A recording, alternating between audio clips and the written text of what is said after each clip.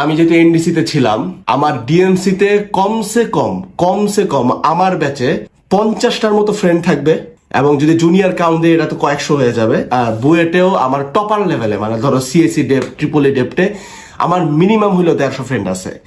এখন এদের মধ্যে এরা আমার বন্ধু চলতে হয়, বাট এর মধ্যে একটা খুব ক্রিটিক্যাল পোর্শন আছে যারা খুব নোংরা একটা কাইন্ড অফ হিটলার মেন্টালিটি নিয়ে চলে।